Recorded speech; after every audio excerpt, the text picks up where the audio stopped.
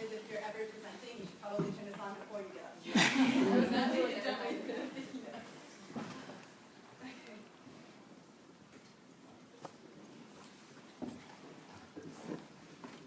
first off, thank you, Professor Bauer, for taking your time today to come moderate our panel. I was really excited about that. Okay, so I'm going to start off with a little quote from a participant that I interviewed during my internship, and it goes as follows. When I first converted to Islam, the Boston Marathon bombings hadn't happened yet, so it was easier being Muslim in Western Massachusetts. But after the bombings, it was like spotlight. There were times when I was like, maybe I should just take off my hijab. Maybe then people would stop staring, and maybe then the negative counters would stop. My name is Huda Nawa, and I'm an anthropology major, as Professor Bauer mentioned. And today I'm going to be talking to you about my research that I did this summer with Harvard University's Pluralism Project. So, the first thing I'm going to be talking to you about is how I found my internship, a brief overview of the program itself, and then my responsibilities as a summer research intern. And then I'll give you a brief background as far as Muslims in America, and I'll give you a little bit of the research that I did this summer. And we'll end with just a bit of my mistakes so you can learn from them when you do an internship yourself. Okay, so when I was looking for an internship this summer, I was really inspired by Professor Bauer's class last spring, which was entitled The West and the Rest. And it was looking at the Muslim image in America and in Western Europe, and how the stereotypes had happened. So I really wanted to do more research about that, and so I knew when I was looking for internships that I wanted to do something that would allow me to independently work on my own academic interests. So that was my first criteria. When I was looking for internships, I was actually sitting during finals week, writing my paper, and really stressing out because I still hadn't found anything to do this summer. So I was just sitting and trying to apply to as many places as possible, and I happened to read upon this event that was happening in which a professor who worked with the Pluralism Project actually was speaking at. So that's how I learned about this program here. And I ended up applying 2 days late, and that was really sad. And when I learned that, I was really, really depressed about that. But then it turns out that someone I actually knew worked there. So by talking to her, I was able to get my application to move up to the top of the pile, and that way I was actually selected out of 100 people to get this internship, which was an awesome opportunity for me. So the project I worked with is entitled the Pluralism Project, and it's out of Harvard University. And it was founded by Diana Eck, who actually went to Smith. And she is the chair for the Committee on the Study of Religion at Harvard. And she started this project in 1991 when she was interested in the religious landscape in America and how our landscape here is evolving. So in 1991, she started to do research in Boston, looking at the religious minorities in Boston and how those organizations were functioning. And that led to her publication, World Religions in Boston. After that, she realized that this was an incredible opportunity and thus continued to fund this project, which is actually, its mission is to help Americans engage with the realities of religious diversity through research, outreach, and the active dissemination of resources. And this occurs very much through the work of summer research interns such as myself, as well as research associates. So the big part of the Pluralism Project is the educational resources. They want to make religious minorities visible through teaching people who might otherwise not have access to this information. So this summer, the big project was the release of On Common Grounds, which is a website that allows anybody to go online and have an interactive map of America, so you can see so you can click on different regions and hear more about like the religions in that area and how that and all the research that's happened in that specific area. So the structure of my internship was very unconventional, as I worked from Western Massachusetts and my boss was actually in Harvard. So every week we would have Skype meetings and just update where I was at my research at the time and what I should, what project problems I was facing and how I could overcome those issues. And the structure of my internship, I had a few different responsibilities. The first one was documenting religious centers in Western Massachusetts. So I would sit online and write about the mission statements of these institutions. My big part of this was my independent research, in which I was able to create my own focus, do my own research by contacting and conducting my own independent interviews, which was really helpful for me as an aspiring anthropologist. So I'm going to give you a bit of the background on Muslims in America, and then I'll give you a brief overview on my research there. Okay, so the idea of Muslims as aliens has preceded 9/11, and it's an idea that has sort of occurred in like, he wrote a book on Orientalism discussing this more in detail, but I'm just giving you the very basic information here for the sake of time. So there's the idea of the violent Arab man and this really aggressive, terroristy-looking human being, and he's just out there to get every single white girl ever, because he's an awful human being.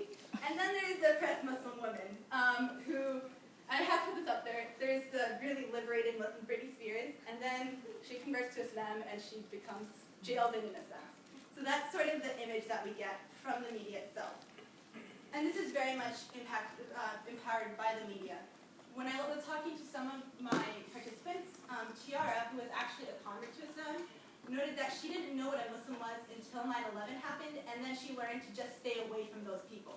This just shows immense power that the portrayal of the media of Muslims as this negative, terrorist, violent people has on an individual who doesn't know anything else about Islam.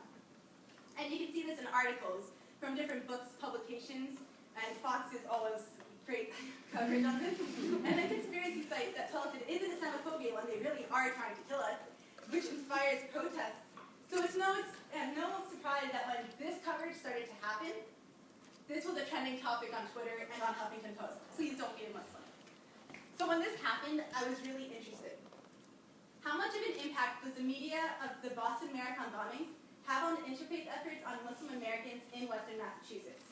This was a really, really broad focus, and when I started to do my research, I realized that that was just one of the multiple problems I encountered with it, the other one being my lack of interest.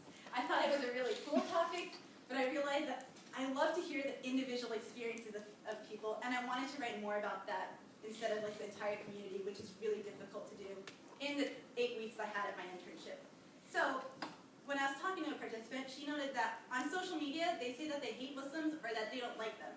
And I began to wonder, are the experiences of women with hijab after the Boston Marathon bombings different in real life and on social media than those who don't wear the hijab or the Islamic headscarf? So that became my new focus. What role does the media have on the everyday experiences of college-aged Muslim American women? Now the first thing I looked at was the in-person experiences, comparing those who observed the headscarf or the hijab and those who didn't wear the headscarf or hijab. The first participant noted that with hijab, she's more careful with what she does, since her image as a Muslim might go bad, and she didn't want to sacrifice that. Another girl also noted that when people do meet them, she felt that there were preconceived notions about her because she was wearing hijab and because there were associations to being Muslim. Those without hijab, though, didn't know that there was any difference. While one girl noted that people were very open to her in person, even after media pinned the suspect to be Muslim, another one noted that she didn't really think that anything had changed at all. So this just shows the differences of being visibly representing Muslim and those who were not as visibly, not as apparently Muslim or the oppressed Muslim women. The other thing I looked at was the online experiences. I was curious if there was a difference between wearing hijab and being online on Facebook or on news sources versus those who did not wear the headscarf. And the first one I looked at was a girl who actually did observe the headscarf, and she had hosted a vigil in honor of the Boston Marathon bombings at her school in Springfield, and she noted that when an article was published about this vigil, and she was put as the cover of this on the website as a girl wearing a headscarf, she got a lot of comments that were really derogatory towards her. Some people noted that it's really insensitive, the public deserves freedom from people such as these who inflict violence upon us. And so people, she noted, were hurt to see her face as a hijabi on the front page.